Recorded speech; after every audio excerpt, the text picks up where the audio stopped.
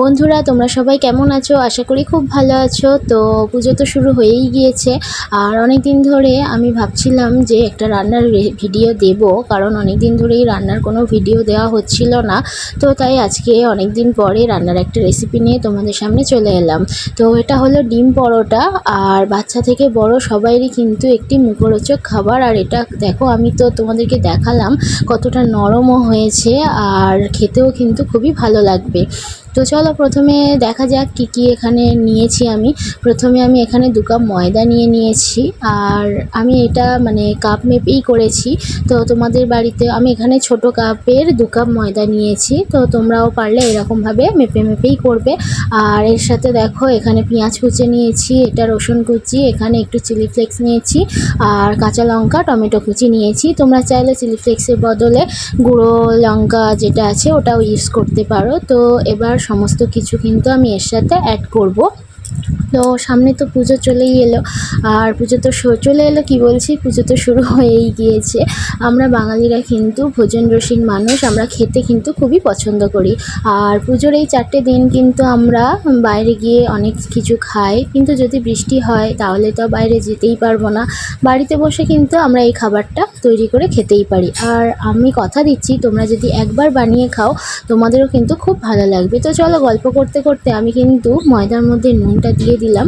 এবার সমস্ত যে উপকরণগুলো নিয়েছিলাম আমি ময়দার সাথে মিশিয়ে দেব। তো এই উপকরণগুলো সমস্ত কিছু ময়দার সাথে মেশানো হয়ে গেলে ভালো করে কিন্তু মানে একটু মিশিয়ে নিতে হবে, যাতে সমস্ত কিছুটা ময়দার সাথে ভালোভাবে লেগে যায় আর কি। তো আর একটা কথাও বলি, এখানে আমি ময়দা নিয়েছি, তোমরা যদি এটা আটার খেতে চাও আটাও ইউজ করতে পারো, তবে আটার থেকে ময়দাটা একটু বেটার হবে, সেই জন্য আমি ময়দাটাই নিয়েছি। তবে অনেকে আটারও করে খায়, ভালো লাগবে, খারাপ লাগবে না। আমি একবার করেওছি, কিন্তু আটার থেকে আমার মনে হয় ময়দার করলে বেশি ভালো লাগবে আর কি।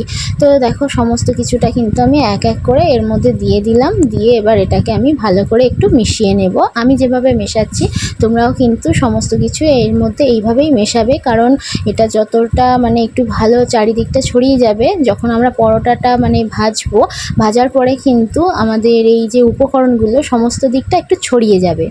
তো দেখো সমস্ত উপকরণ ময়দার সাথে মেশানো হয়ে গিয়েছে, এরপরে আমি অল্প অল্প জল দিয়ে এটাকে একটু গুলে নেব। আর যতবারই মানে এটাকে আমি এরকমভাবে নেড়ে নেব, আর ততবার আমি অল্প অল্প জল দেব, কারণ একেবারে জল দিলে যদি পাতলা হয়ে যায়, পাতলা হয়ে গেলে কিন্তু তাহলে আমাকে আবার ময়দা মানে এর সাথে অ্যাড করতে হবে, তখন মানে পরিমাপটা আর কি ভুল হয়ে যাবে, অন্যরকম একটা ব্যাপার চলে আসবে। সেই কারণে আমি এখানে অল্প অল্প জল দিয়ে আমি এটাকে গুলে নেব। তো দেখো অল্প অল্প জল দিয়েই কিন্তু আমি ব্যাটারটা একদম রেডি করে ফেলেছি। আর এটা যতটাই মানে একটু বেশিক্ষণ ধরে এটা গুলতে থাকবো, একটু ফেটিয়ে নিতে থাকবো, তত কিন্তু আমার যে পরোটাটা বানাবো সেটা কিন্তু সফট হবে। তবে এটা আমি একটু গাঢ়ই রেখেছিলাম, কারণ আমি এরপরে এখানে 2টো ডিম ইউজ করব, সেই কারণে ব্যাটারটা আগে আমি একটু সামান্য মোটা রেখেছিলাম, কারণ যদি একেবারে এটাকে তৈরি করে ফেলতাম তাহলে কিন্তু ডিম দেওয়ার পরে এটা পাতলা হয়ে যেত। সেই কারণে আমি ব্যাটারটা আগে একটু মোটা রেখেছি, এবারে ডিমটা দেওয়ার পরে কিন্তু এটা ব্যালেন্স হয়ে যাবে। তো চলো, আমি এখানে 2টো ডিম কিন্তু দিয়েই দিয়েছি, তোমরা চাইলে 2টোর জায়গায় 3টে 4টে দিতেই পারো। আর ডিম যত দেওয়া হবে ততই কিন্তু খেতেও ভালো লাগবে। আর এর সঙ্গে 1 থেকে 2 চামচ আমি সাদা তেল ইউজ করেছি। তো সাদা তেল, ডিম সমস্ত কিছু দিয়ে আমি ব্যাটারটা আবারও ফেটাতে থাকবো। আর আগেই বললাম, ব্যাটারটা যতই আমি এখানে ফেটাবো ততই কিন্তু আমার পরোটাটা সফট হবে, নরম তুলতুলে হবে। আর পরোটাটা ভাজার সময় কিন্তু মানে চুঙে চুঙে যে ব্যাপারটা আমাদের যায় বা ধরে যায় ব্যাপারটা, এই যে তেলটা দিলাম, তেলের কারণে কিন্তু সে জিনিসটা আসবে না। তবে হ্যাঁ, একটু কড়া না হলে পরোটাটা আবার ভালোও লাগবে না খেতে। তো চলো, তোমাদের সাথে কথা বলতে বলতে কিন্তু আমার কড়াটা এখানে গরম হয়ে গিয়েছে। এবার কড়াইয়ের মধ্যে সাদা তেল দিয়ে দিলাম 2 চামচ।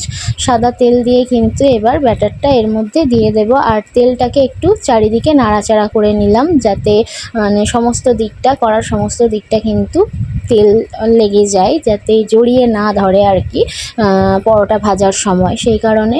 তো যাই হোক, আমার তেল কিন্তু একদম রেডি হয়ে গেছে। দেখো তোমরা দেখতেই পাচ্ছ তেল থেকে মানে ধোঁয়াও ছেড়ে দিয়েছে। এরপরে আমি এর মধ্যে ব্যাটারটা অল্প অল্প করে দিয়ে দেব, আর অল্প অল্প করে দিয়ে একটু চারিদিকটা এইভাবে হাতা দিয়ে একটু মানে খেলিয়ে দেবো আর কি, পরোটা যেরকম শেপ হয় হ্যাঁ সেরকমভাবেই খেলিয়ে দেব। তবে দেখো কোনো হাতে বেলা বা এরকম মাখানো এরকম কোনো ব্যাপারই নেই, কারণ আমাদের বেলতে গেলে খুব অসুবিধা হয়। হ্যাঁ, হাতে আটা মাখাতে গেলেও খুব মানে বিরক্ত লাগে, আমার তো লাগেই। তো যাই হোক, কোনো রকম বেলা মাখা ছাড়াই কিন্তু আমাদের পরোটা একদম রেডি। তো আমার একদিকটা হয়ে গিয়েছে, অন্য দিকটা আমি এবারে এটাকে উল্টে দেব। আমার একটু উল্টাতে গিয়ে মানে ভেঙে ভেঙে মতো গিয়েছে আর কি। তো যাই হোক, তো চলো, একদিকটা আমার হয়ে গিয়েছে, অন্য দিকটা আমি এটাকে একটু হতে দিই। তো দেখো আমার পরোটার উল্টো দিকটাও কিন্তু ভালোভাবে হয়ে গিয়েছে, আর একদিকটা হয়ে যাওয়ার পর আমি এটাকে উল্টে দিয়েছিলাম, সেই উল্টো দিকটাও কিন্তু আমার ভালোভাবে ভাজা হয়ে গিয়েছে, আর এটা একটা হালকা ব্রাউন কালার চলেও এসছে। আর উল্টো দিকটা ভাজার পরে এটা আরেকটু নাড়াচাড়া করে নেব, কারণ এর মধ্যে যে কাঁচা টমেটো পেঁয়াজগুলো আছে সেগুলো হালকা একটু মানে ভাজা না হলে মানে একটু কাঁচা কাঁচা থেকে যাবে আর কি। তার কারণে একটু এইভাবে খুন্তি দিয়ে একটু চেপে চেপে আমি এটাকে ভালো করে ফ্রাই করে নেব। তো আমার কিন্তু পরোটা একদম ভাজা রেডি হয়ে গেছে, এবার এটাকে নামিয়ে নেব। আর তোমাদেরকে মানে বলে বোঝাতে পারবো না, এর থেকে এত সুন্দর গন্ধ বেরোচ্ছিল, তো কি বলবো, তোমরা বাড়িতে যখন ট্রাই করবে তোমরাও বুঝতে পারবে।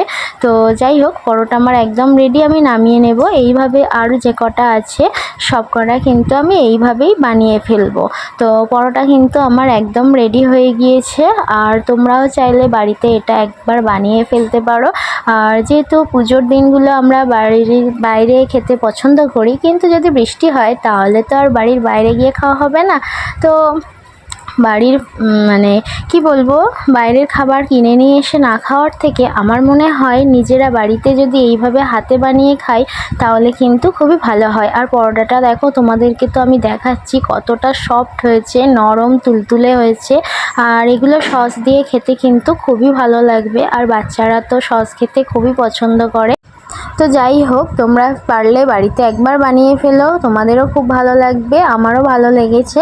তো যাই হোক, আজকের ভিডিওটা এইটুকুই, দেখা হচ্ছে নেক্সট কোনো ভিডিওতে। তো শারদীয়ার শুভ প্রীতি ও শুভেচ্ছা জানাই সবাইকে। আজকের জন্য এইটুকু।